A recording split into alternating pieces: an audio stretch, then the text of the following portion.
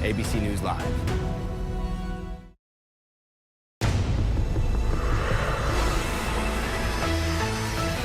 A stern warning before highly classified documents were leaked. New reporting about the suspect accused of releasing Pentagon documents, including the red flags that may have been missed by the Air Force. Plus, interrupting violence before it even begins. We've been there. We've done that. We've been traumatized also. We survived what you're going through or what they are going through. I'm gonna make it home safely today, all right? It's Friday. I need to see y'all back here Monday, all right? A group of neighbors interact directly with at-risk youth to curb gun violence in their own backyard. And she is about to be part of our world. It's much more than a love story. I think that in our version, you just get to see more into her mind and her brain and her heart and what she feels and her passions and her curiosity. Our Lindsay Davis sits down with the star of The Little Mermaid, Halle Bailey, to talk about her groundbreaking role as Ariel and the importance of bringing representation to a new generation. Good evening. I'm Phil Lipoff in tonight for Lindsay Davis. Thanks so much for streaming with us. We are following those stories and much more for you, including an ABC News exclusive. For the first time, the husband whose wife was killed on their wedding day talks about the alleged drunk driver who took her life. You guys were having a happy night. Yeah, we were. Plus, is hope on the horizon? The frantic negotiations between lawmakers in order to avoid a devastating default. And as we near the debt ceiling, some Americans are nearing their own debt limit, the credit crisis happening across this country. Our correspondents are fanned out across the country covering those stories and more for us tonight. But we are going to begin with that newly released body cam video of the deadly mass shooting in Farmington, New Mexico, Monday, that claimed 3 lives and injured 6 more. The chilling body camera video from a responding officer showing the moment she was shot. The sergeant now at home recovering. A second officer's body cam showing the volley of shots and then the shouts that the subject is down.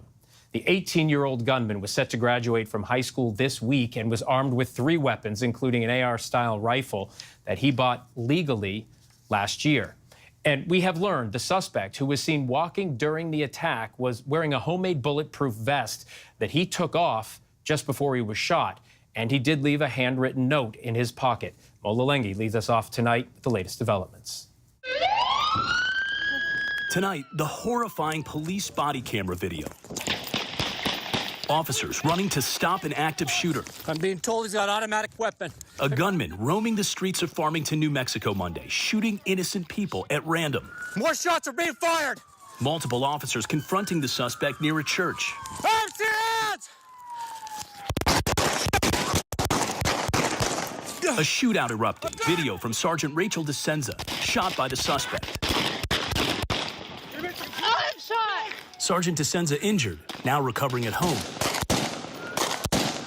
Subject is down! Subject is down! The suspect shot dead. Authorities also releasing Ring doorbell video as the rampage unfolded. You see several cars driving away from the horror. More than 100 rounds fired towards 7 houses and 11 vehicles. It's emotional to watch it, honestly, and I've seen it a bunch of times now and talked about it even more. It's still emotional to watch it. Police identifying the shooter as 18-year-old Farmington High School senior Bo Wilson, seen here, pacing near that church. Authorities say he was wearing a homemade bulletproof vest, but took it off before he was shot. They also say they found a handwritten note in his pocket.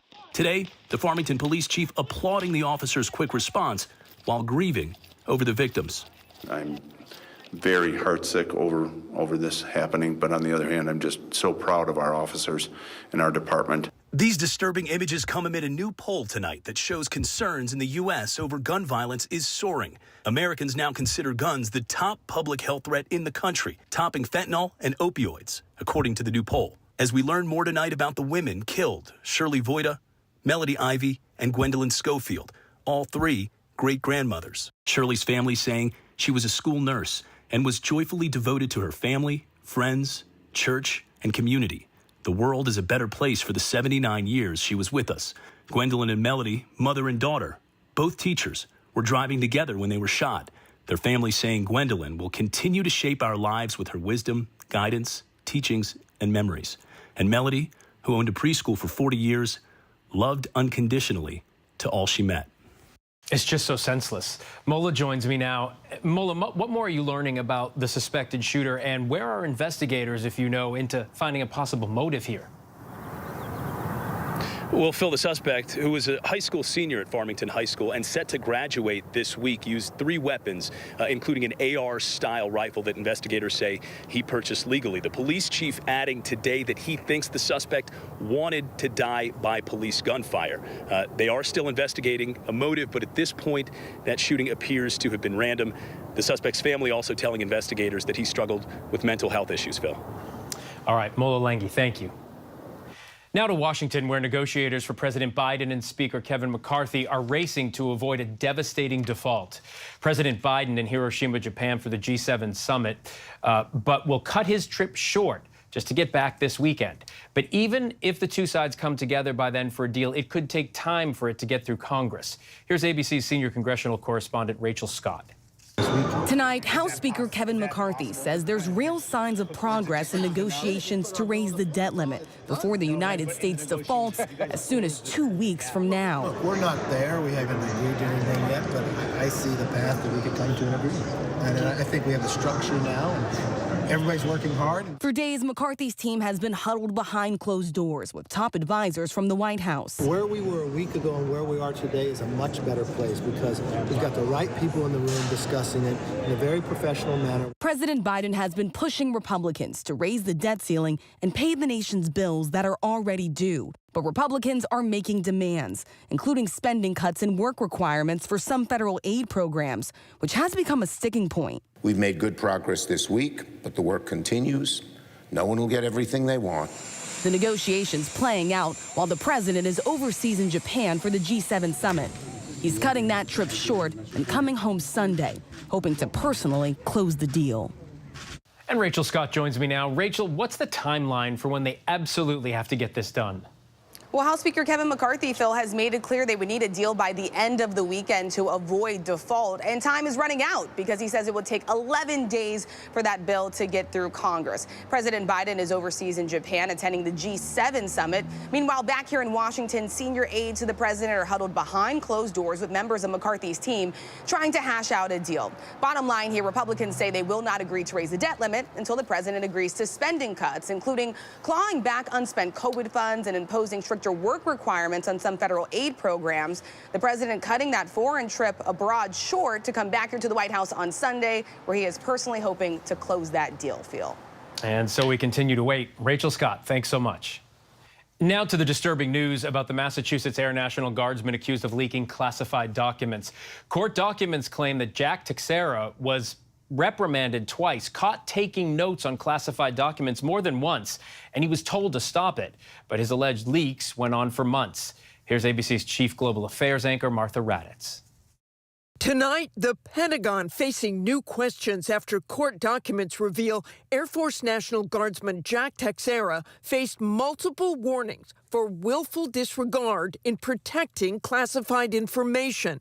According to the court files, in September, the 21-year-old IT specialist was written up for taking notes on classified intelligence and putting the notes into his pocket. Then, in October, reprimanded again for asking very specific questions in a meeting. He was told to cease and desist on any deep dives into classified intelligence information. But in January, he was observed viewing content that was not related to his primary duty, which was technical, not intelligence gathering. Still, he retained his top-secret security clearance. The Air Force now investigating. There were reports filed by others in his unit citing some of these violations. And so what didn't happen when, that's part of what the report will uncover. In March, Teixeira received this certificate from the military for completing a training on unauthorized disclosure of classified information, or UD. But the court documents say he boasted after posting America's secrets online, writing he was breaking a ton of UD regs, and essentially saying he did not care what they say I can or cannot share. Martha joins me now. And Martha, the Justice Department and the Air Force both investigating this case. So then what is next for Teixeira? and those who oversaw him as he's accused of carrying out these leaks. Well, he will have a bail hearing tomorrow where, the judge will decide whether or not he can be released on bail. That is probably doubtful. As for the Air Force has already suspended 2 of Texeira's superiors. But the idea that Texeira was allowed access to classified material even after the first infraction, let alone 3, is causing major reverberations throughout the military and the intelligence community. Phil? All right, Martha Raddatz from Washington tonight. Martha, thank you. Now to the war in Ukraine and shocking drone video showing the ferocity of Russia's pummeling of buildings in Bakhmut. But Ukrainian troops hanging on to western districts there and claiming they have recaptured roughly 5 square miles of the area. ABC's Tom Sufi Burridge in Ukraine tonight. Tonight, shocking drone video showing the ferocity of fighting inside Bakhmut. The Ukrainian military saying it shows Russian artillery pummeling buildings again and again. But Ukrainian forces hanging on to Bakhmut's western districts and claiming small advances in the west and to the north and south of the city. The Ukrainians saying this new video shows another successful operation near Bakhmut just days ago. Artillery striking enemy positions. Russian troops crawling from their bunker with hands up. Our team witnessing the costs of this brutal conflict, badly wounded Ukrainian soldiers at this military field hospital near the fighting. Well, 2 wounded soldiers have just been brought in. Their position was hit by Russian artillery. One of the soldiers here has a serious shrapnel wound to his leg. The other soldier also injured by shrapnel. And volunteers like Oleg expecting many more casualties when Ukraine's major counter-offensive begins. When you have assault operations, you have always much more injured people. But what can we do? We need to defend our country. And Phil, the head of Wagner, that Russian mercenary group fighting in Bakhmut, has confirmed the Ukrainians have taken more ground. Phil? Tom Sufi Burridge from Ukraine tonight. Firefighters in Charlotte, North Carolina today rushed to the scene of a massive construction fire.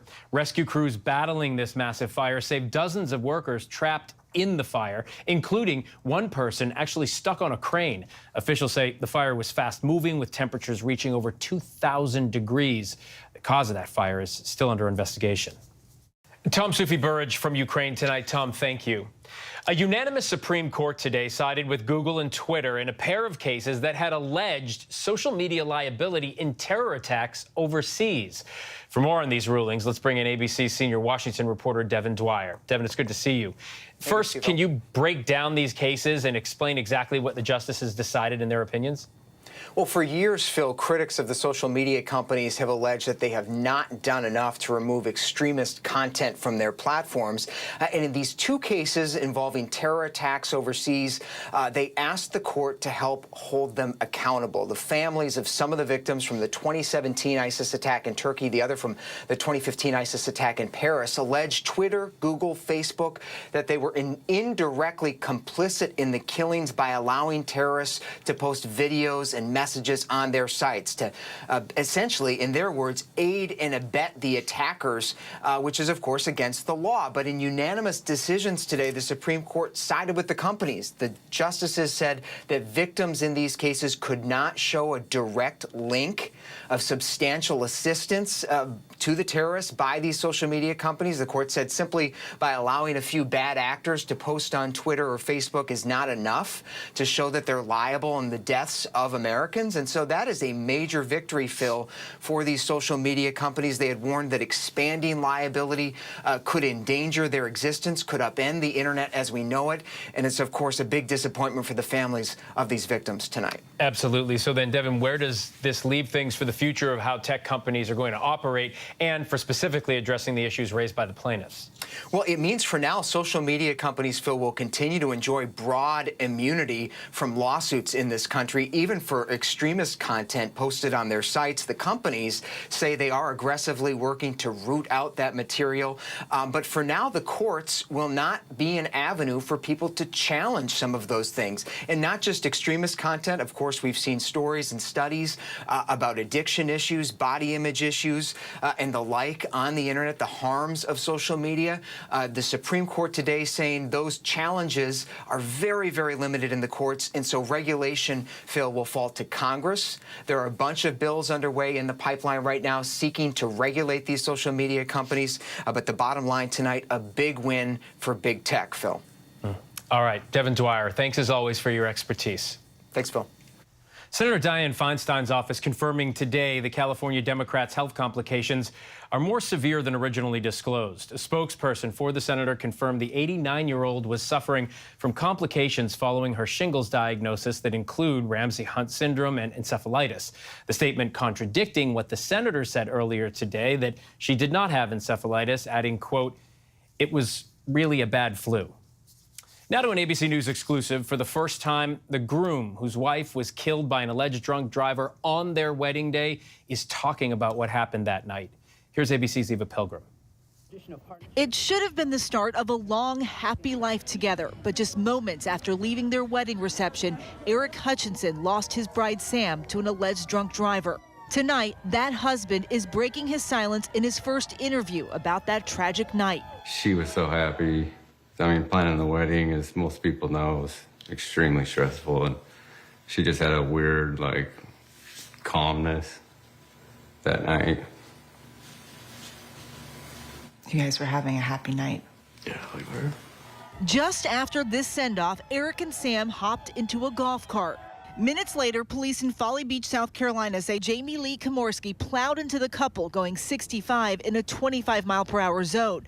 Her blood alcohol level more than 3 times the legal limit.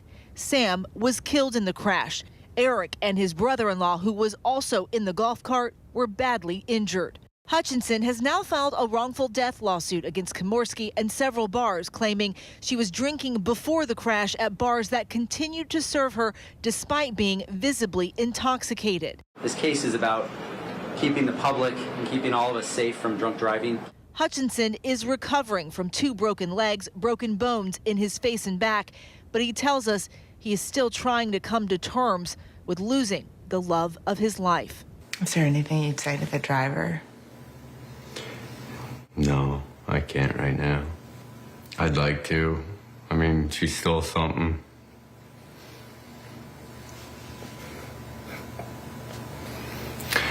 She stole an amazing human being that should not have been taken. And Komorski remains behind bars. She's facing charges for driving under the influence and reckless homicide. Phil. Eva, thank you. And Eva will have more of her interview with Eric Hutchinson tomorrow on GMA. There is still much more to get to here tonight on Prime. Coming up, video capturing the terrifying moments a car speeds off during a traffic stop with an officer clinging to the roof. The new Little Mermaid. Halle Bailey tells us what it was like to go under the sea for this reimagined version of a classic. But next, in our Prime focus, gun violence is rampant in communities all across the country. With law enforcement unable to keep up, violence interrupters are stepping in to protect their communities. It takes a neighborhood, a community, a village to raise a child. The King of Kings position is we are that village. Families here in Poland. Here in Kentucky, no match for the tornado. From Monterey Park, California, on the ground in Ukraine. Reporting from Uvalde, Texas. ABC News Live is right there everywhere. From the scene of that deadly missile strike in Dnipro, Ukraine. Reporting from the earthquake in Turkey. From Charleston, South Carolina, on the 2024 campaign trail. From Kathmandu, Nepal. In Truckee, California, covering record snowfall. Traveling with the president in Mexico City. Wherever the story. Here at this airport in Tampa, it's already shut down. Reporting from the nurses on the picket line. Reporting from Jerusalem. Here at 10 Downing Street in London. Streaming live to you. Wherever the story is. Wherever the story is. Wherever the story is. We're going to take you there. You're streaming ABC News Live. ABC News Live. You're streaming ABC News Live. ABC News Live. Streaming free everywhere. America's #1 streaming news. With so much happening these days, it's hard to keep up. Things change hour by hour, minute by minute. The historic weather that's now unfolding. The worries on Wall Street. We're bringing you the Right Now. Been a nationwide teacher shortage. The Right Now look at the day ahead. An alert this morning for dog owners and the key takeaways from the biggest stories. World News Now and America This Morning, America's #1 early morning news. Today does feel a little different. Early mornings on ABC News Live. All right, here we go. You ready? Let's do it. Yes, it's the show America wants and America needs right now. This is What Would You Do? Let's go. How are you? Yes. So what will you be watching Saturdays on ABC News Live? What would you do? Hey, I guess I just found out. The What Would You Do Marathon, 2 to 6 Eastern, every Saturday on ABC News Live. My favorite show. Welcome back. It is an issue plaguing our streets and taking our children. Gun violence is rampant. Lawmakers, law enforcement struggle to keep up. But there isn't time to waste, something communities at the center of the crisis know all too well. And so the mission of Violence Interrupters was born, a group of neighbors on the streets where they grew up, talking with at-risk youth in an effort to prevent problems before they begin. Tonight, ABC News Live spends a day with Violence Interrupters as they look to change their own community.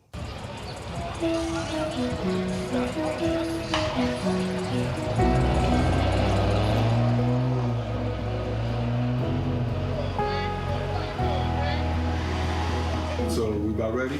Yes. Let's do it. All right, let's do it. Everybody right now is headed to their targeted schools. We call it climate control, safe passage. See our team begin to set up. It's really just to ensure that our kids, our future leaders, are making it home safely. They didn't have any classes in school how to get rich and not What grade you in? What grade you in? I'm in 8th. You in the 8th grade? You say you want to make money. Give me an idea of how you want to make money. Clothing brand. Clothing brand, that's what I'm talking about. You want to be a clothing designer, right? What a bro. Okay. Give me one if you wanted to make money. Basketball player. Basketball player. What position are you? Center. You a center? So you're going to grow to be 6'11", 6'10"? Okay. My name is Lance Furtado. I am the founder and executive director of the King of Kings Foundation, program manager for Cure Violence. Basically, all of the kids that we're seeing are coming from these 4 schools that are located in this one building. All right, so for the King of Kings, this location we have a vested interest. And so this corner right here is very significant. It's Kevin Lamont Miller. He was a young man who was thriving. He was excelling academically.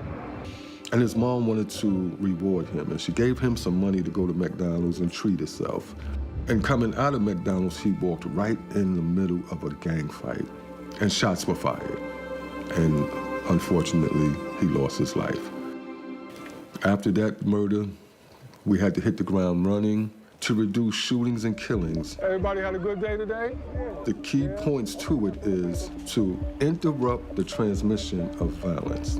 And the only way you can interrupt the transmission of violence is first you have to identify. Something is already in the brewing. The girl right there in the red, that's the one. You gotta watch. She just called for her team. She was saying, yeah, where that at, though, you know. Second is to change behaviors. What is our 3 key points we always press? Choices, consequences, what's that? That's what it is. All the time. Thirdly is to change community norms. Like in our community, it's normal to hear gunshots every night. It's normal to come out your house on any given day and see yellow tape. We out here. We got about 25 of our team out here now. I got my brother and my partner out here with me today, Todd. This is my homie here, Twin.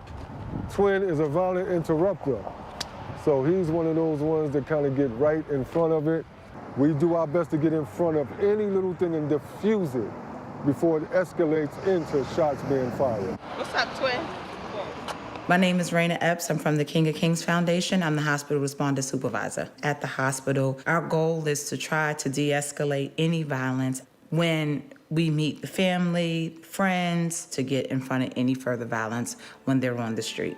It is heart-wrenching things can get a little out of hand because people are broken. You know, there's a lot of emotions, and sometimes the only emotion that people know to display at moments like this is anger. I absolutely hate doing my job, but I spent 30 years in healthcare, and so I know what it's like to see someone have the worst day ever. Peace, how y'all doing? So this is the South Jamaica area. This area is one of our hot spots. There have been gunshot victims in this area that we've actually had to respond to the hospital within a half hour to 45 minutes of them being shot. Boom, 24 hours is definitely how this job is, 24/7. There's no days off, no sleep, and we're all clear on that. Well, my name is Alan Settles. Everybody here call me Wax. I'm the Director of Operations and Programs at the King of Kings Foundation. A violence interrupter job is actually to deal with high-risk kids, meaning you might be shooting or potentially you can be shot, depending on if you're hanging out with gang members. So the outreach workers then will work with the kid, give them a risk reduction plan. We bring a kid in and we see how he grow, right? We know his fate ain't death or jail. Because I come from what they come from, you know. These kids, I was these kids. What would you like to major in? Computer science. That's how you go after the bag. Cure Violence is built on agents of change, folks who actually came from that walk of life and made a conscious decision to change their life. What's up, everybody good? We hire formerly incarcerated people, so that's kind of makes them credible. Everyone that works for King of Kings is rooted in this community. It's about having the relationship and the respect. Right, we don't work with the police at all because we're credible messengers. We can't be credible if we're dealing with the police. We've been there, we've done that. We've been traumatized also. We survived what you're going through or what they are going through. I'm gonna make it home safely today, all right?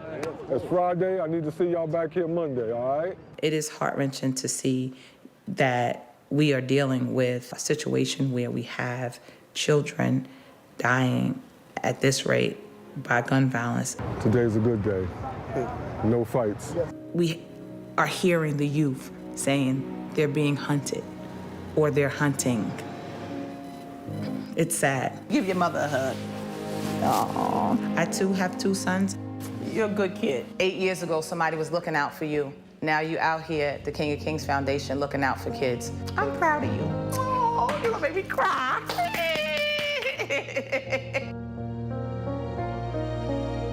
It takes a neighborhood, a community, a village to raise a child. The King of Kings position is we are that village. It absolutely does take a village, anything to save lives. Coming up, new body camera video reveals the tense moments as police responded to an active shooter in Midtown Atlanta.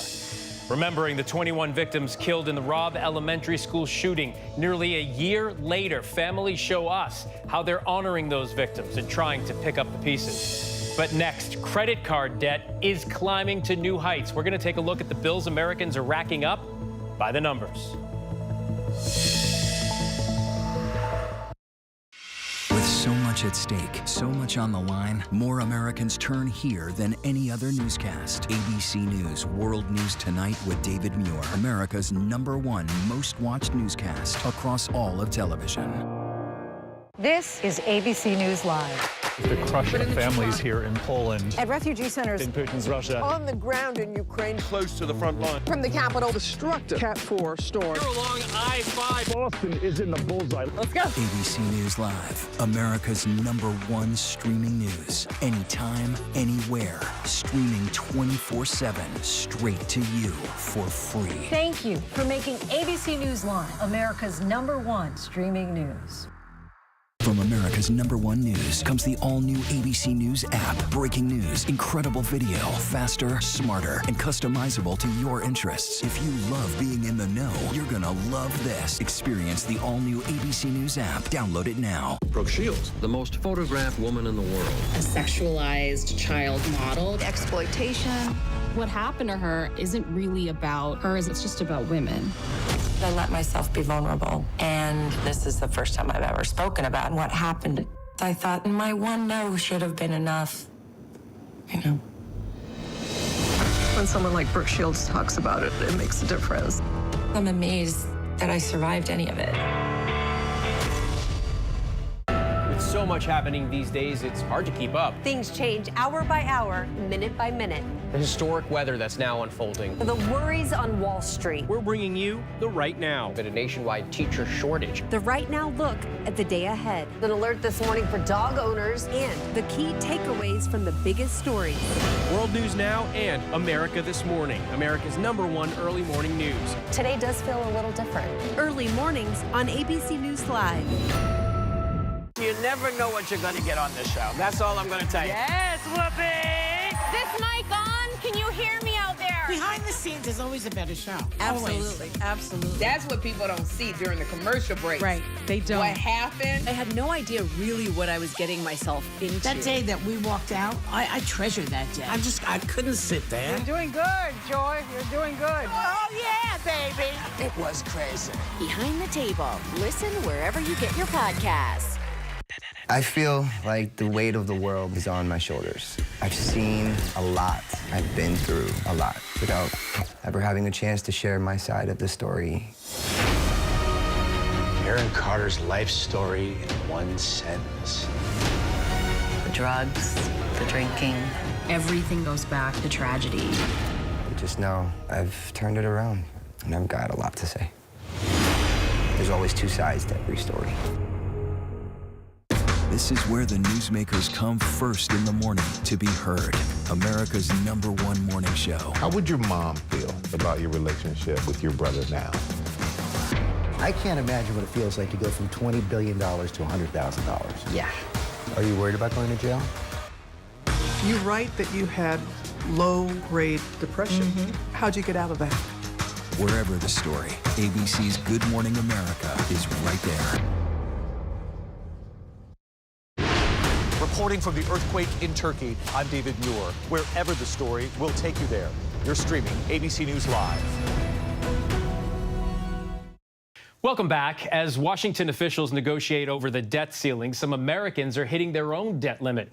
Americans' credit card debt continues to climb to new heights as economic conditions are becoming increasingly less stable. So let's take a look by the numbers. Americans now collectively owe $986 billion on their credit cards. That's according to the Federal Reserve Bank of New York. TransUnion reports that the average credit card holder now owes nearly $6,000, and that's a 20% jump since just last year. And while more than half of cardholders do pay off their balance each month, 46% of us are carrying debt long term. That's up from less than 40% last year. Particularly concerning to economists, for the first time in 20 years, balances didn't drop at the start of the year, as families traditionally pay off their holiday purchases around that time. And stubbornly high inflation means basic needs cost families $300 more a month than they did a year ago, making it harder to pay down debt. Adding to the pain, credit card APRs now stand over 20% compared to about 16% a year ago. So for those who don't pay off their credit cards each month, the debt continues to climb. It's a combination making it very difficult for families to dig out, and economists are predicting credit card debt will likely climb as recession fears loom. There is much more ahead here on Prime. A kidnapping attempt is stopped by a brave big brother. What he used to fight off a suspect who allegedly tried to grab his sister. Singer and actress Halle Bailey tells us about her emotional audition for The Little Mermaid, how this version of Ariel is different, and she responds to the backlash over her casting. So I knew the possibility of what would happen, but I just focused on the positive, you know, the happiness, the babies, the reactions, all of that lifts me up. What does it take to be America's #1 news? It takes asking the straightforward, tough questions. Do you believe that Donald Trump should ever be president again? How would your mom feel about your relationship with your brother now? I can't imagine what it feels like to go from $20 billion to $100,000. Yeah. Are you worried about going to jail? You write that you had low-grade depression. How'd you get out of that? The news-making interviews. You said that there were 6 friends. One of them was sick. Yeah. Do you have future political aspirations? going to the front line. The search for survivors. How does this war end? And getting to the heart of the story. Thank you for being here. We'll be here for the long run. ABC News, #1 in the morning, the #1 newscast, #1 in daytime talk, Friday nights, Sunday mornings versus the competition, and the #1 streaming news. Thank you for making ABC News America's trusted, straightforward first choice. With so much happening these days, it's hard to keep up. Things change hour by hour, minute by minute. The historic weather that's now unfolding. The worries on Wall Street. We're bringing you the Right Now. Been a nationwide teacher shortage. The Right Now look at the day ahead. An alert this morning for dog owners and the key takeaways from the biggest stories. World News Now and America This Morning, America's #1 early morning news. Today does feel a little different. Early mornings on ABC News Live. This is ABC News Live. The crush of families here in Poland. At refugee centers In Putin's Russia. On the ground in Ukraine, close to the front line. From the capital. Destructive Cat 4 storm. You're along I-5. Boston is in the bullseye. Let's go. ABC News Live, America's #1 streaming news. Anytime, anywhere. Streaming 24/7, straight to you for free. Thank you for making ABC News Live America's #1 streaming news. I feel like the weight of the world is on my shoulders. I've seen a lot. I've been through a lot without ever having a chance to share my side of the story. Aaron Carter's life story in one sentence. The drugs, the drinking. Everything goes back to tragedy. I just know I've turned it around, and I've got a lot to say. There's always two sides to every story. Get ready, America, every Friday. The hottest trends, styles, and must-have. What's the right stuff to buy right now? I really love that. It's time to buy the right stuff. Yes! And save big time, too. The right stuff. Fridays on GMA. You're gonna love it. 13 women opened their doors to the man who would end their lives. Truth and Lies, The Boston Strangler, the new true crime podcast series. Listen now wherever you get your podcasts and watch Boston Strangler starring Keira Knightley, streaming on Hulu. All right, here we go. You ready? Let's do it. Yes, it's the show America wants and America needs right now. This is What Would You Do? Let's go. How are you? How cute. Yes. So what will you be watching Saturdays on ABC News Live? What would you do? Hey, I guess I just found out. The What Would You Do Marathon, 2 to 6 Eastern, every Saturday on ABC News Live. My favorite show. Welcome back. Body camera video shows the moment police respond to an active shooter call. Disney cancels a major planned development in Florida, and an officer is seen clinging to the roof of a car as it speeds off. Those stories and more in tonight's rundown.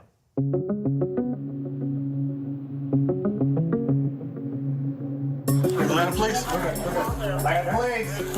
Atlanta police releasing new body camera video from a mass shooting at a medical facility earlier this month. One woman killed, 4 others injured by Dion Patterson at the Northside Hospital Midtown building on May 3rd. New footage shows the police response with officers rushing through the building, taking employees to safety, then searching the building for Patterson, who had already left. Patterson led police on an hours-long manhunt before being found and arrested in Cobb County.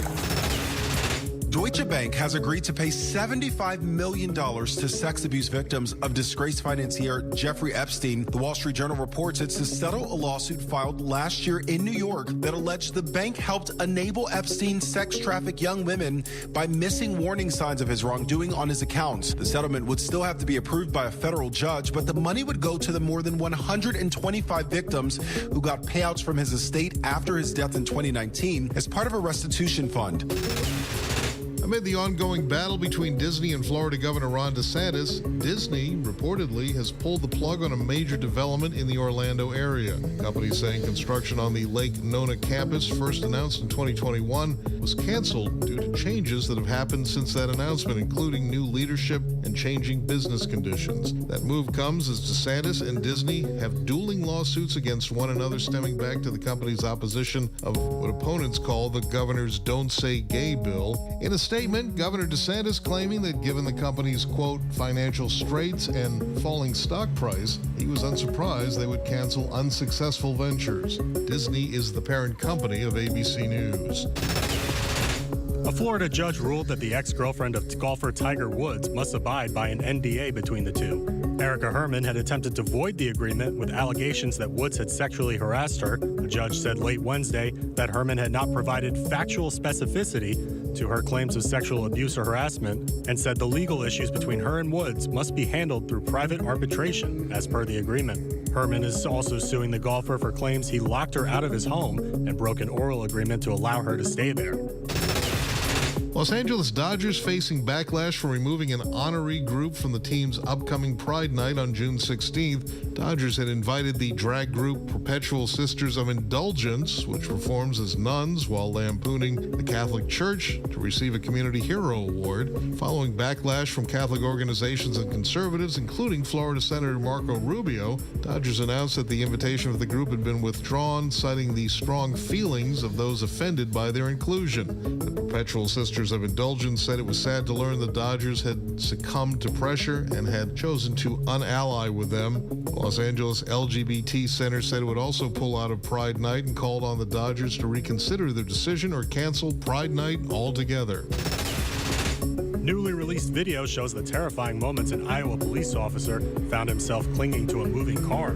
Officials say it started as a traffic stop, with Officer Patrick McCarty telling passenger Dennis Geider Jr. there was a warrant for his arrest. The driver left the car and Geider slid into the driver's seat when the car began to move forward. After McCarty pulled his gun, and police say Geider ignored demands to stop the car, McCarty jumped on top of the vehicle. Geider drove for a minute with McCarty clinging to the top of the car before driving through a ditch where the officer fell off and injured his back. The incident took place in Carroll County back in 2021. Geider later pled guilty to a charge of serious injury by a vehicle. 3 decades ago, a Disney princess asked to be part of our world, and since then, the popularity of The Little Mermaid has crossed generations. Now it's getting a new life with singer and actress Halle Bailey taking on the iconic role and becoming the first Black Ariel. Her casting has been met with some backlash, but many young fans are elated, especially those who can see themselves in this new Little Mermaid. Our Lindsay Davis spoke with Halle about ushering in a new era under the sea. Ariel, listen to me. The human world, it's a mess. In 1989, Disney put its own spin on a centuries-old fairy tale. Under the sea. The story of Ariel, a mermaid princess who dreams of becoming human, is still captivating the world. Part of that world. Abandoned ship!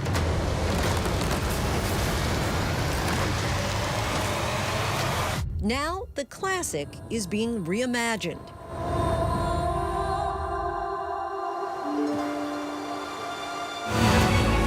This May, a whole new Ariel is hoping to enchant us all again. Part of your... Hi, Halle. Good to see you. It's so good to see you. I met the newest Disney princess, actress and singer Halle Bailey, right before the film premiere in Los Angeles for a very special surprise. I'm here for the children that are getting makeovers here at the Bibbidi Bobbidi Boutique. And they are so beautiful, and they're being turned into versions of my version of Ariel. And I just cannot wait to see them and surprise them.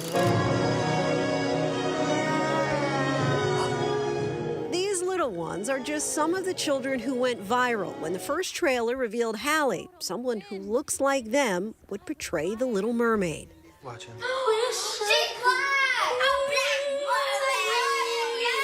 They say bibbidi bobbidi boo. Let's see what happens. Bibbidi bobbidi boo. What happens? Oh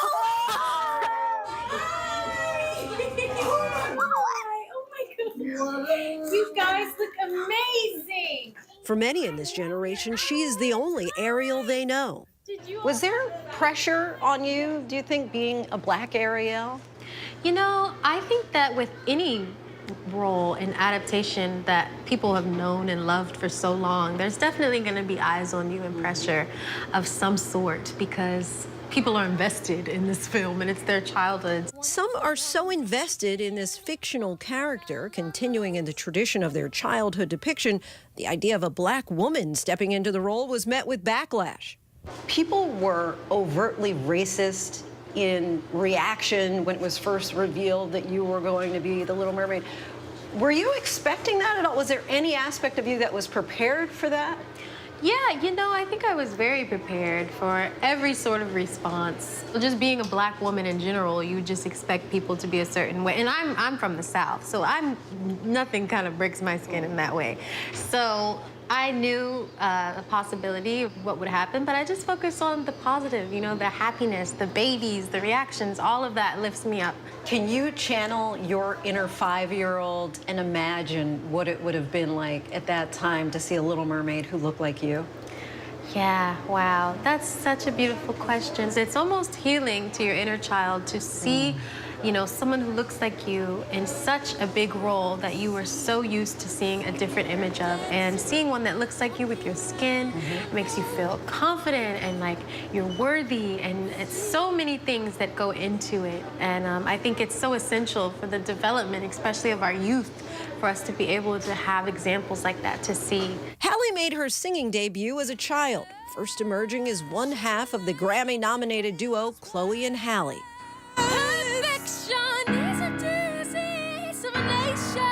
After becoming an internet sensation, Halle and her older sister Chloe were signed by Beyoncé's label, traveled to Europe as the opening act of the Formation World Tour, and even sang at the Super Bowl.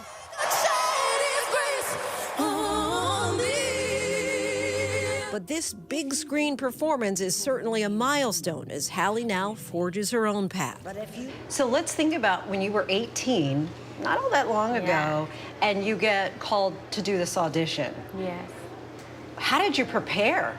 I prepared by going over the lines over and over with my sister and singing over and over and seeing if it's good and, you know. A part of your world. Yes, a part of your world. I remember, I think it was the ending notes, and I closed my eyes and then I opened them and everyone was like crying, and I immediately thought, oh no, like I just did something terrible, like they hated it. And then I quickly realized they were happy tears. Part of that world. Halle was the first actress to audition for the role and became Oscar-nominated director Rob Marshall's pick to lead the star-studded cast. A man was drowning. I had to save him. This obsession with humans has to stop. That's what I live for. Not only do we meet a new Ariel, we also see new dimensions of the Disney princess, with a more fleshed out backstory and motivations, in a whole new world that uses the original film as an inspiration, but not a final destination. This is kind of 2.0. This movie is not just about boy sees girl and falls in love with girl. Ariel has a little bit more of a voice. How is she different? I think that in our version, you just get to see more into her mind and her brain and her heart and what she feels and her passions and her curiosity. As for the catchy original soundtrack composed by Alan Menken, some lyrics were tweaked in this version and new songs were also added, with the help of Hamilton creator Lin-Manuel Miranda. I was able to riff, put all that emotion into the songs that I wanted to, and learning this new song that they had written for the film was also really cool. There's amazing new songs that people are going to hear, but I think it's just modernizing it to the world that we live in today, and, you know, but they're still the same songs that we all know and love. Up on the shore they work all day, out in the sun they slave away, while we devoted full time to floating under the sea. And you were talking about Rob Marshall. He also encouraged you, and it was important to you, is my understanding, that you have your real hair. You know, just as a black woman, being in the black community, our hair is so important to us. It's spiritual, it's everything. And so I was grateful to Rob Marshall for saying, you know, we're reimagining this character. She should be allowed to have her hair and wear her hair the way that it is in all of its glory. Just make it red, because Ariel's hair is red. Halle is the second black woman to become a live-action Disney princess. The first is someone she's noted as an inspiration. Brandy, who starred in the 1997 remake of Rodgers and Hammerstein's Cinderella. Hello. How do you do, Your Highness? What would you hope that young black and brown girls and boys take away from being able to see you on the big screen? They are worthy. They deserve to be a princess, a prince. Anything they want to be, they should be able to. And I hope that they take away from the themes of the film that you can go after what you want and follow your dreams. Don't ever stop, not for anybody, not for anyone. Part of that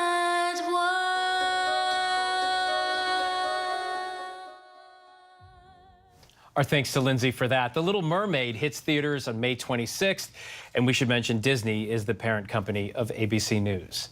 In northern Michigan, a 13-year-old boy is being called a hero tonight. Owen Burns used a slingshot to save his little sister when he heard screams from outside his home after a suspected kidnapper tried to grab her. ABC's Eva Pilgrim with the details.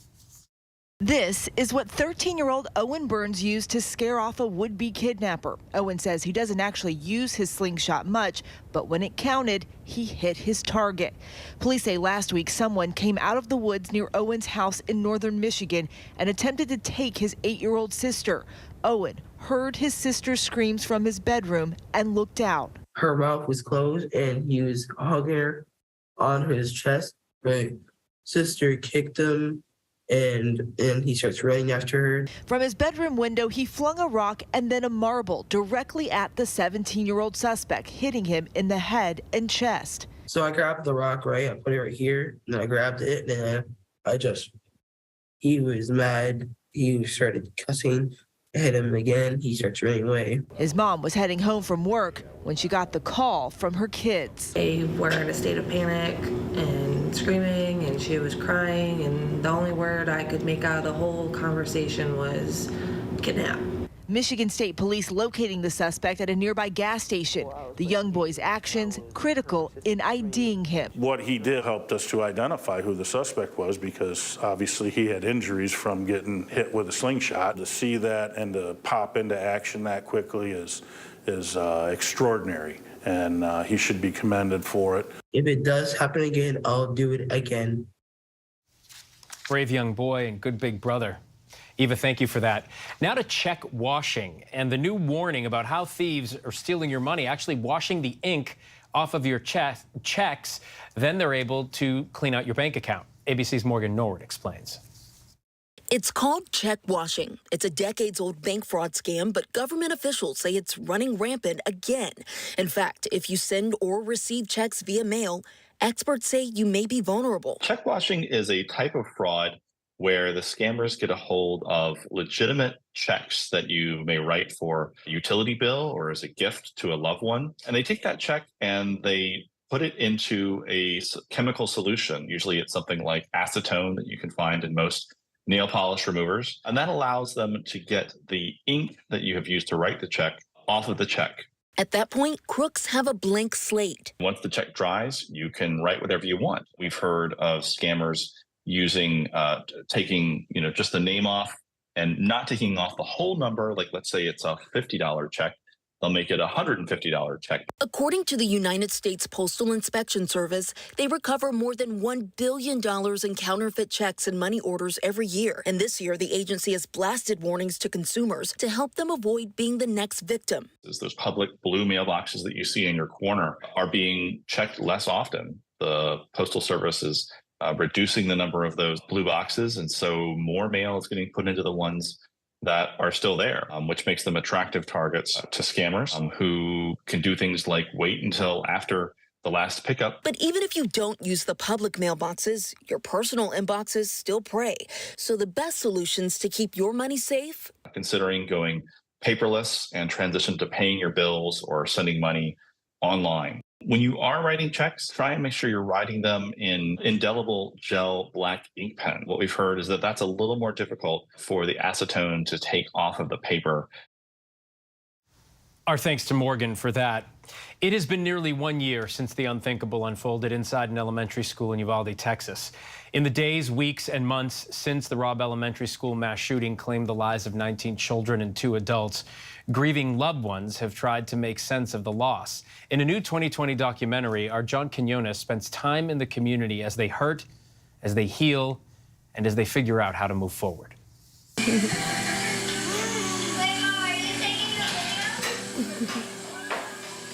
She just goes in circles, I think. We always said it. No, it was Jackie's world. We just lived in it. Jackie's world. A world of singing, dancing, laughter. She licked the inside of my ears. Her family now learning to live in a world without her. Jackie Cáceres was a 4th grader on May 24, 2022, when an 18-year-old gunman walked into her classroom at Robb Elementary School and opened fire, killing her and her classmates. I had to say bye and I blew her a kiss. Not knowing that was going to be the last. Robb Elementary.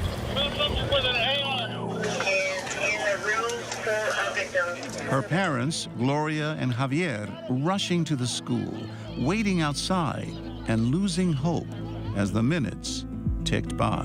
We're getting kids out as much as possible, but the guy's still active. Everything's active. It was so chaotic. We hear breaking the windows,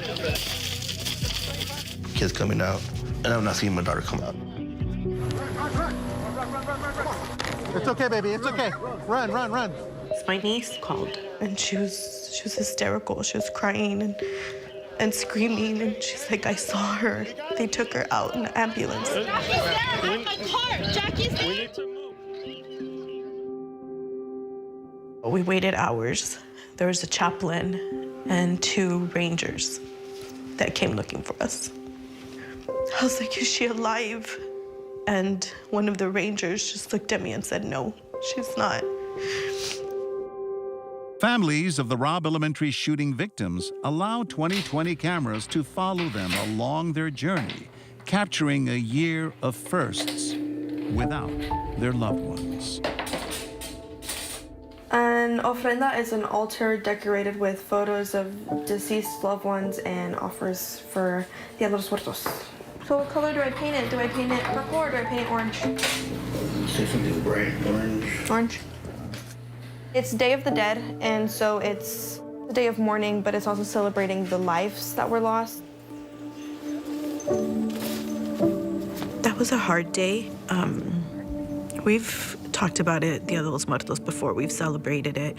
Not anything like we did that day, but it kind of just made everything real when I saw my daughter's picture up there, and I saw all the other families at their loved one's gravesite.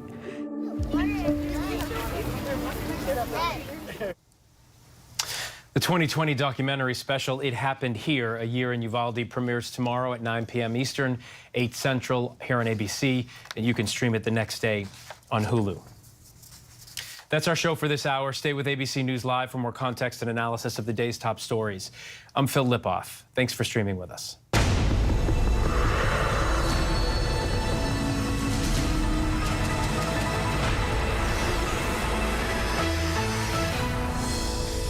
And coming up in the next hour, the challenge to a law meant to protect tech companies like Twitter and Google from liability, the ruling from the Supreme Court, and the key to finding your best angles. Photographer David Suh tells us how he is teaching millions of people the art of posing in this week's TikTok. This is ABC News Live Prime. Thanks so much for streaming with us. Live reporting, breaking news, exclusives, award-winning, powerful, eye-opening. ABC News Live Prime with Lindsay Davis, streaming weeknights.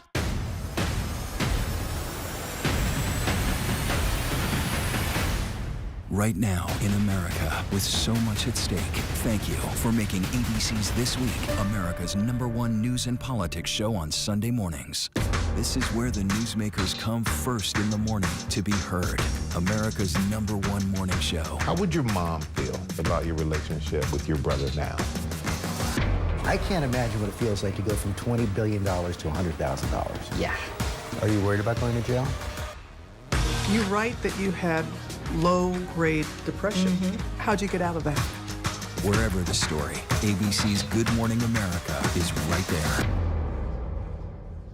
This is ABC News Live. The crush of families here in Poland. At refugee centers. In Putin's Russia. On the ground in Ukraine. Close to the front line. From the capital. Destructive Cat 4 storm. You're along I-5. Boston is in the bullseye. Let's go. ABC News Live, America's #1 streaming news. Anytime, anywhere. Streaming 24/7, straight to you for free. Thank you for making ABC News Live America's #1 streaming news.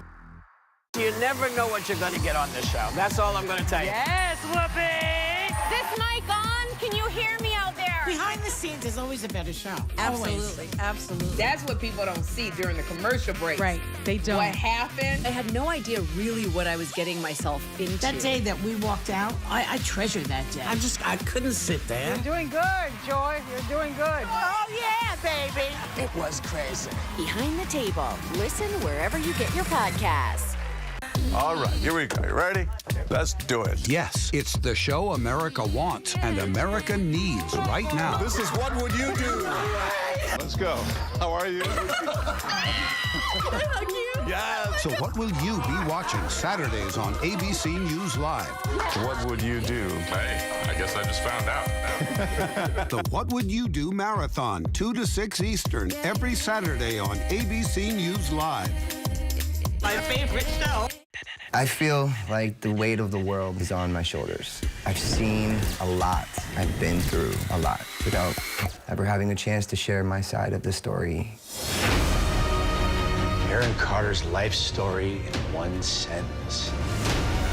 The drugs, the drinking, everything goes back to tragedy. I just know I've turned it around, and I've got a lot to say. There's always two sides to every story. Reporting from Monterey Park, California, I'm Robin Roberts. Wherever the story is, we're going to take you there. You're streaming ABC News Live. Good evening, I'm Phil Lipoff in for Lindsay Davis. Thanks so much for streaming with us. A stern warning before highly classified documents were leaked. New reporting about the suspect accused of releasing Pentagon documents, including the red flags that may have been missed by the Air Force. Plus, Disney, our parent company, canceling a $1 billion project in Florida. The reason the company is choosing not to bring an additional 2,000 jobs to that state. And strike a pose. Snapping the perfect picture doesn't have to be an art form. We ask an expert on tips how anyone can be photogenic. But we begin with that newly released body camera video of the deadly mass shooting in Farmington, New Mexico, Monday, that claimed 3 lives and injured 6 more. The chilling body camera video from a responding officer showing the moment she was shot. The sergeant now recovering at home. A second officer's body cam showing the volley of shots and then the shouts that the subject is down. 18-year-old gunman was set to graduate from high school this week and was armed with 3 weapons, including an AR-style rifle that he bought legally last year. Mola Lengi leads us off tonight with the latest. Tonight, the horrifying police body camera video. Officers running to stop an active shooter. I'm being told he's got an automatic weapon. A gunman roaming the streets of Farmington, New Mexico Monday, shooting innocent people at random. More shots are being fired. Multiple officers confronting the suspect near a church. Arms to your hands! A shootout erupting. Video from Sergeant Rachel DeSenza, shot by the suspect. I'm shot! Sergeant DeSenza injured, now recovering at home. Subject is down! Subject is down! The suspect shot dead. Authorities also releasing Ring doorbell video as the rampage unfolded. You see several cars driving away from the horror. More than 100 rounds fired towards 7 houses and 11 vehicles. It's emotional to watch it, honestly, and I've seen it a bunch of times now and talked about it even more. It's still emotional to watch it. Police identifying the shooter as 18-year-old Farmington High School senior Bo Wilson, seen here, pacing near that church. Authorities say he was wearing a homemade bulletproof vest, but took it off before he was shot. They also say they found a handwritten note in his pocket. Today, the Farmington police chief applauding the officer's quick response while grieving over the victims.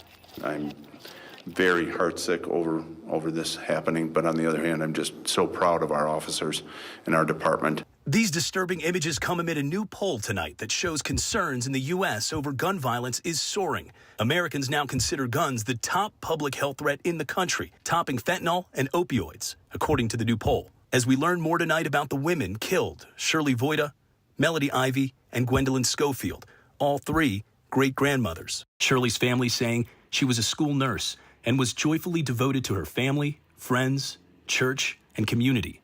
The world is a better place for the 79 years she was with us. Gwendolyn and Melody, mother and daughter, both teachers, were driving together when they were shot. Their family saying Gwendolyn will continue to shape our lives with her wisdom, guidance, teachings, and memories. And Melody, who owned a preschool for 40 years, loved unconditionally to all she met. Our thanks to Mola Lenge for that. Mola Lenge, excuse me. Now to the disturbing news about the Massachusetts Air National Guardsman accused of leaking classified documents. Court documents claim that Jack Teixeira was reprimanded twice, caught taking notes on classified documents more than once, and was told to stop it. But his alleged leaks went on for months. Here's ABC's chief global affairs anchor, Martha Raddatz. Tonight, the Pentagon facing new questions after court documents reveal Air Force National Guardsman Jack Teixeira faced multiple warnings for willful disregard in protecting classified information. According to the court files, in September, the 21-year-old IT specialist was written up for taking notes on classified intelligence and putting the notes into his pocket. Then, in October, reprimanded again for asking very specific questions in a meeting.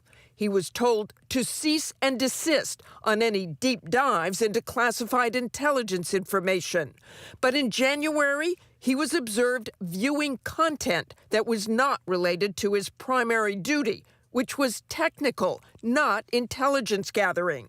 Still, he retained his top-secret security clearance. The Air Force now investigating. There were reports filed by others in his unit citing some of these violations. And so what didn't happen when, that's part of what the report will uncover. In March, Teixeira received this certificate from the military for completing a training on unauthorized disclosure of classified information, or UD. But the court documents say he boasted after posting America's secrets online, writing he was breaking a ton of UD regs, and essentially saying he did not care what they say I can or cannot share. Martha, thank you. We turn next to a unanimous Supreme Court siding with Twitter and Google in two cases that aim to hold the social media giants liable for aiding and acting terror. Tonight, the tech industry is cheering that decision, but it still leaves unanswered calls to tame disinformation and violent content online. Here's ABC's Chief Justice correspondent, Pierre Thomas. They are some of the worst acts of terrorism in recent history. 130 people killed in a series of attacks across Paris in 2015.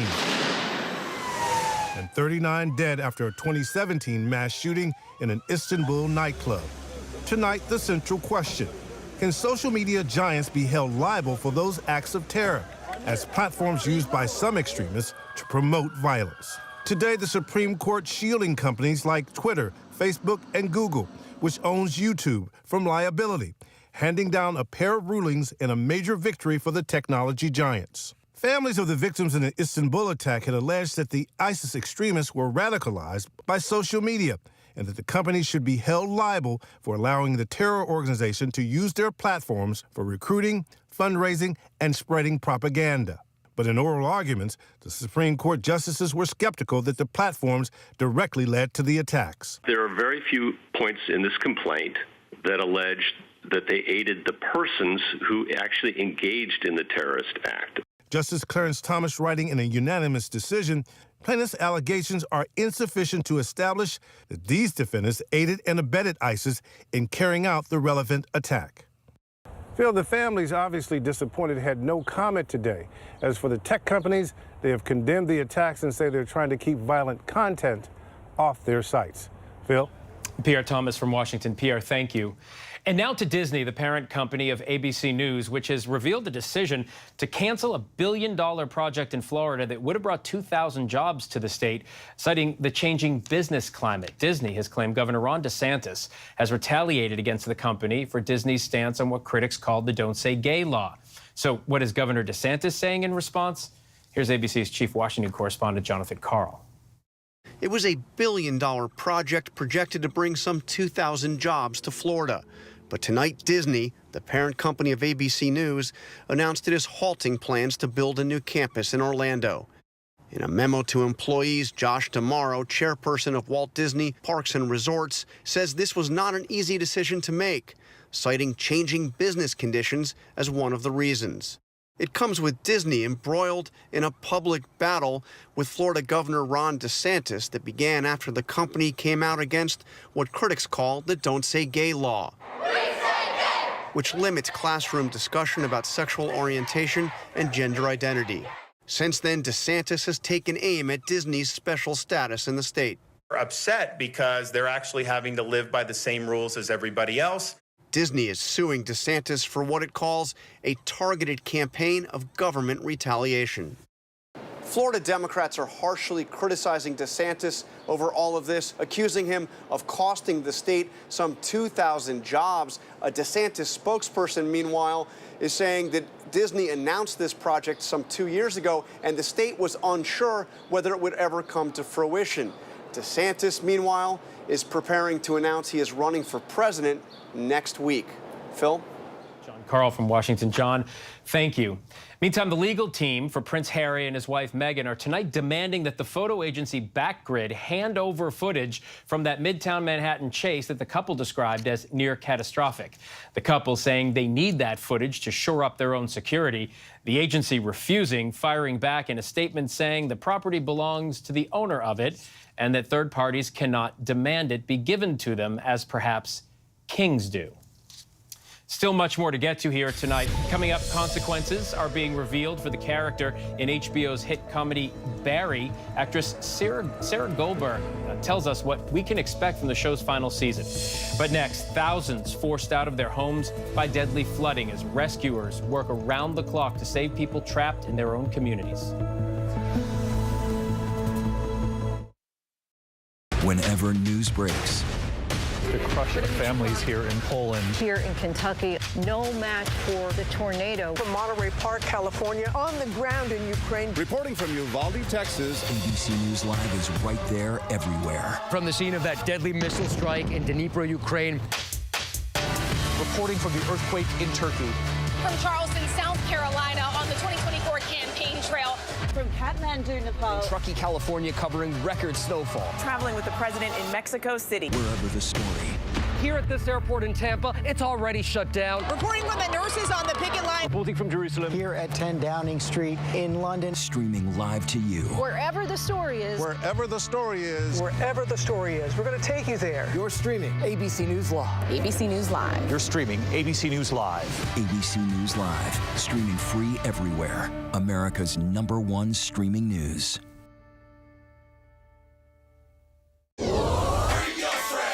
Bring them on. If only there was a place in the morning to start my day. With a smile, somewhere to help me get in the know. A place as spectacular as, well, me. I think we might know a place, right, guys? Bring your friends. Oh, wait, there is. Good morning, America. GMA, 7A, every day. Boom, boom, boom. Good morning, Michael. Good morning, Robin. Good morning, America. How are you? Boom. Now that's how you start your day, people. All right, here we go. You ready? Let's do it. Yes, it's the show America wants and America needs right now. This is What Would You Do? Let's go. How are you? How cute. Yes. So what will you be watching Saturdays on ABC News Live? What would you do? Hey, I guess I just found out. The What Would You Do Marathon, 2 to 6 Eastern, every Saturday on ABC News Live. My favorite show. Reporting from the White House, I'm Terry Moran. Wherever the story is, we'll take you there. You're streaming ABC News Live. Welcome back. We are tracking several headlines around the world right now. In northern Italy, thousands have had to flee their homes after torrential rain flooded that region. At least 13 people have died, but authorities worry that number may grow as many residents are still missing. In some areas, half the annual rainfall flooded neighborhoods in just 36 hours. One couple's only escape from their flooded house was through the roof and to be airlifted to safety. Rescue crews have been working around the clock to reach some residents still trapped. Authorities say the damage to Italy's agriculture has been incalculable. In Israel, thousands gathered in Jerusalem's Old City to celebrate Jerusalem Day, which commemorates Israel's unification of the city in 1967. The celebrations grew tense as some right-wing nationalist Israelis chanted slurs toward Arabs in the neighborhood, throwing rocks and sticks at journalists who were covering the march. Israeli police dispatched a force of 3,500 in anticipation of unrest. Palestinians see the celebration as a provocation. 2 years ago, the very parade sparked an 11-day war between Hamas and Israel in the Gaza Strip. And a terrifying scene at the Vatican tonight after a man drove through a gate past Swiss guards and entered the palace courtyard. The incident prompting a guard to fire several shots at the driver, who was quickly apprehended. The Vatican says the driver was in a, quote, serious state of psychophysical alteration. Pope Francis was in no harm during the incident. The HBO dark comedy series Barry is now in its final season. The show follows a hitman turned acting student played by Bill Hader. And this season, he faces some real-life consequences for his actions, impacting not only him, but everyone in his world, including the love of his life, Sally, played by Sarah Goldberg. Let's take a quick look. The guy I was dating in LA killed my acting teacher's girlfriend. I think I might be in a lot of trouble. Yeah, I think she might be right. Sarah Goldberg joins me now. Thanks so much for being here. We really do appreciate it. Thank you for having me. It's lovely to be here. Fourth season, fourth and final season. That's right. And so I've only seen 5 episodes. So okay, so I won't spoil Don't anymore. spoil anything for me here. But by episode 5, you realize, they're going ahead, and the things that these characters might have wanted for themselves probably isn't going to happen. No. What was it like for you? Because you go back to that first season, and you're bubbly and excited and just looking forward to being an actress, and then things change in this fourth season. You are such a different character. So what is that like? Yeah, it's a pretty wild arc, and it's an exciting show to be on for that reason, where we try not to repeat ourselves. And, over the seasons, there's been so many changes. And in this final season, there's these really dark pivots for all the characters. For us as actors, I mean, it's such a joy to play. I hadn't read a character like Sally. She was sort of this, Trojan horse character of your typical girlfriend, girl next door, but actually had this kind of dark side and this complexity that we even saw that twist in the pilot, and then we've only gone darker from there. I think that's what makes this series so good is how vested you are in these characters, no matter what's happening. In this season, to escape your less than favorable fates, you guys go to L.A. Yes. Let's take a quick look at that. Don't want our son to see it.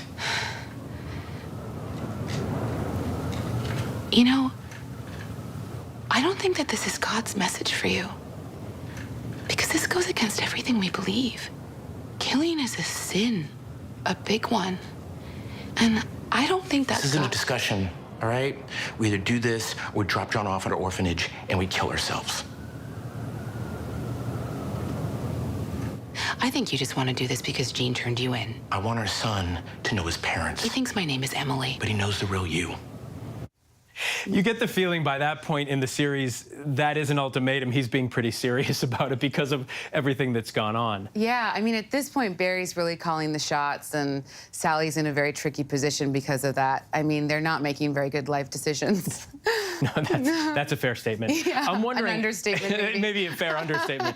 I'm wondering, as an actor, is it hard to pivot like you did? Because she's virtually unrecognizable. If someone were just to watch, you know, first 3 episodes of the first season and then come into season 4, you say, what happened? How is it cool for you to do that, or hard? Yeah, that's the joy of the job. You know, in this case, I had help with the wig and the nails and a full physical transformation. But, you know, when we started the series way back when, Bill asked me, you know, where do you want this character to go? And I was like, you know, can we go all the way full darkness, Gina Rowlands, back in opening night or Woman Under the Influence? And he was like, okay, yeah, we could go there. And he held true on his promise. So, you know, this is the kind of stuff that we dreamed to play. It was a real joy, yeah. You said in a recent interview this is about morally bankrupt people. Yeah. And that's a really good way to say it, because I think at some point during the series, fans, viewers just give themselves up to the fact that these are the people you like. Maybe not good people. Yeah, they're maybe not good people. Yeah.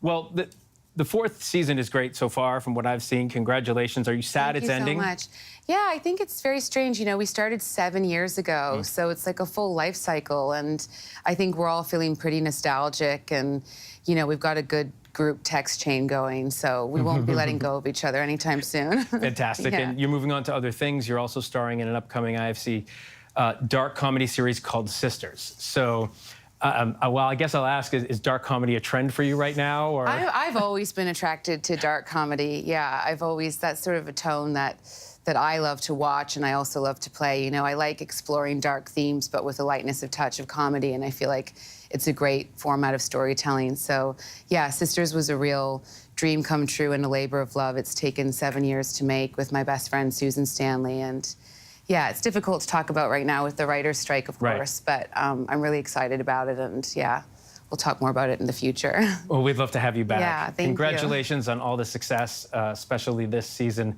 of Barry. We really appreciate it. Barry, Sundays, 10 p.m. on HBO, also streaming, of course, on HBO Max. Still to come, striking a pose, photographer David Saw gives us tips on how to get the most from your photos in this week's TikTok. I feel like the weight of the world is on my shoulders. I've seen a lot. I've been through a lot without ever having a chance to share my side of the story. Aaron Carter's life story in one sentence.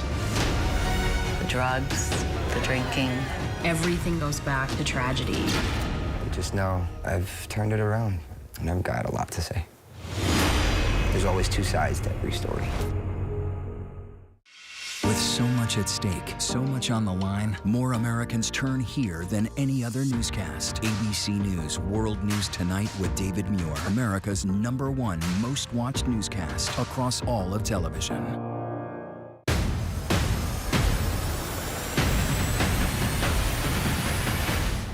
Right now in America, with so much at stake, thank you for making ABC's This Week America's #1 news and politics show on Sunday mornings. All right, here we go. You ready? Let's do it. Yes, it's the show America wants and America needs right now. This is What Would You Do? Let's go. How are you? Yeah. So what will you be watching Saturdays on ABC News Live? What would you do? Hey, I guess I just found out. The What Would You Do Marathon, 2 to 6 Eastern, every Saturday on ABC News Live. Our weekly segment, TikTok, where we take a closer look at the story behind the sensation. Questions. Do you know your best camera angle? Looking for the right pose? Are you ready for that new profile picture but don't know exactly where to start? Our next guest may have the tips you are looking for. David Saw, dubbed online as TikTok's Pose King, has taught his 4.5 million followers the art of posing, also using his platform to advocate for self-love and acceptance and treating yourself with kindness. Let's take a look. Hey, are you repeating the same pose every time like this? Well, let me teach you the fundamentals of posing so you never have to run out of poses again. The fundamentals of posing. David joins us now. David, welcome to the show. Thanks so much for spending some time with us. You use your platform, you say, to help people tap into a deeper level of self-confidence, as well as, of course, taking pictures. What inspired you to teach people online, first, how to pose? Well, I think for me, before teaching people online was teaching my clients. So I run a photography studio where I photograph the everyday people and help them celebrate their beauty. in the way that they define it. And to do that, I realized I need to create a safe space for them to, first of all, feel comfortable, but most importantly, feel seen and heard. And as I started doing that and sharing the joys of what I do, because what I do is very transformative and very fulfilling, I took it online and people caught on to it. I guess they got a little David saw a bug and said, this is fun. 4.5 million of them. Yeah, I think it caught on. You know, that's interesting. You talk about a safe space for people to be who they are. Social media is a place where people take a lot of pictures of themselves, and it gets criticism from time to time. Oh, it's just about you. You're just taking selfies or whatever. So it's interesting that you teach people to love themselves through taking pictures. How did that come about? I think it's loving yourself through taking photos. At the end of the day, it's self-expression, right? So to me, I love portraits, and it's fascinating to me because portraits to me is about exploring oneself. It's about exploring who I am. And this is something I tell my clients all the time, where we are such multifaceted people. We're such beautiful, complex human beings, where we feel emotions and then someone else sees that and we create that moment and experience. Yet, the only people that get to experience and see that when we do feel those things is everyone else except us. Let's say for myself is growing up without a lot of representation of people that look like me on media in America. I never thought I would fit the mold of masculinity here. That's a beautiful way to look at it. You were recently recognized on TikTok's Asian and Pacific Islander Visionary Voice list. How does that make you feel, knowing that you're making a positive impact, not only on the app, but while representing your culture? I think it's very empowering. I think it's very promising. It's very inspiring to at the end of the day, I am just being me as much as I can, and to be a representation for other people when I didn't have that growing up, it truly is beautiful, and I get to see other creatives as well, get inspired by them. So it's this beautiful full circle moment. It allows me to keep doing what I do, and just affirms that as I keep following my passion and heart, good things will come. You say that a lot of women often ask you how their partners can take better photos of them.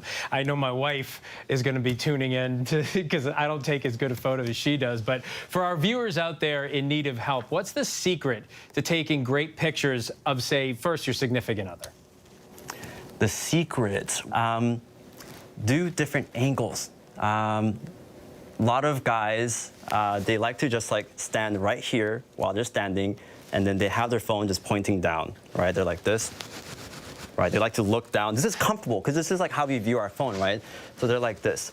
But typically what we want is an angle that goes higher, like this, which is harder to see, but that's why you have, when we see the good boyfriends out there, they're like, they got the squat going, right? They got a squat going. So first, get your phone on a neutral plane, squat, come down, tilt that phone up like this, and then take some photos from there, get a little closer, and then come up to get some angles from up here as well. So it would be just like a variety of angles, because again, we don't know, whether it's for significant other, stranger, clients, you don't know exactly what they want, and there's no way you can know that, even for me. So I like creating a variety of photos and angles. You've said before that there's no such thing as not being photogenic. I know a lot of people will say, oh, I don't take good pictures, I'm not photogenic. But can you share with us your best technique to help elevate our photo game? Best technique to elevate our photo game. We talked about angles. I always want to get into the whole like mindset thing, but beyond that, right? Beyond that, truly, we have to understand that we do not have control of the photographer. Too many times, and I'm sure, Phil, you've experienced this with the partner as well and friends, right? When you're photographing them, they immediately say, how do I look? How's my hair? How's my hand? What do I do with my hand, right? What they're thinking is, what do I look like versus what do I feel like, right? David, thank you so much for joining us and being on the series this week. We appreciate the helpful tips. For more posing tutorials, you can visit David's TikTok page at David-Saw. That's our show for tonight. I'm Phil Lipoff. ABC News Live is here for you all night with the latest news, context, and analysis. And you can always find us on Hulu, Roku, the ABC News app, and of course, on abcnews.com.